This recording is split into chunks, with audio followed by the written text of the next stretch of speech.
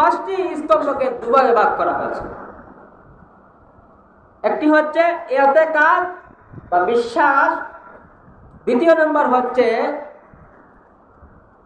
আমল, ইবাদত তথা আমল।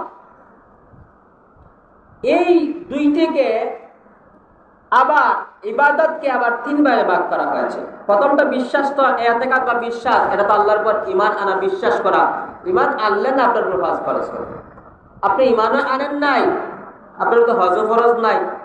নেশাব পরিমাণ সম্পদ তারপর আসবে। ঈমান আনার পর নেশাব পরিমাণ সম্পদ আছে কি আছে না সেটা দেখা লাগবে, দেখার পর হজ ফরজ হবে।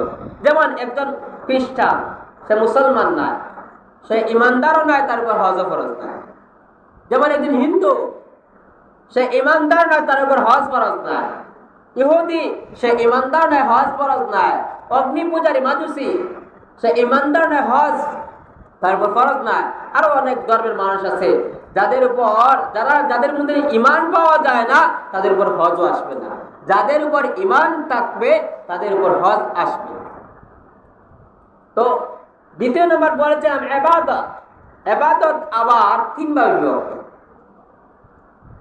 প্রথম নম্বর হচ্ছে যে শারীরিকভাবে এই পাঁচটি স্তম্ভকে পাঁচ ভাগে প্রথম দুই ভাগে ভাগ করা হয়েছে, পরে ইবাদতকে তিন ভাগে ভাগ করা হয়েছে। ইবাদত তিন ভাগের প্রথম ভাগ হচ্ছে যে শারীরিকভাবে, যেমন আপনি শারীরিকভাবে নামাজ এবং রোজা।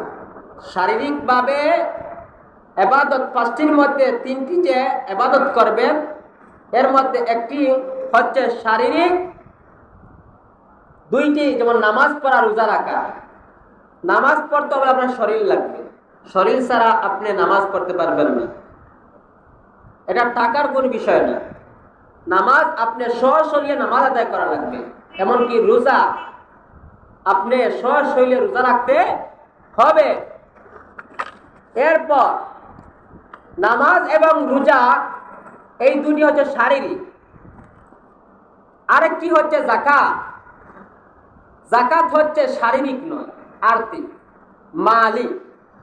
ইবাদতে মালি, ইবাদতে বদনি আছে, ইবাদতে মালি। ইবাদতে বদনি হচ্ছে নামাজ এবং রোজা, আর ইবাদতে মালি হচ্ছে যেটা হচ্ছে যাকাত দেওয়া। যেমন যাকাত যার উপর ফরজ যাকাত আদায় করবে। আর তৃতীয় নম্বর হচ্ছে ইবাদতে মালি এবং বদনি উভয়টা শরীর এবং টাকা প্রয়োজন, যেটার নাম হচ্ছে হজ। সুবহানাল্লাহ। টাকাও লাগে, শরীরও লাগে।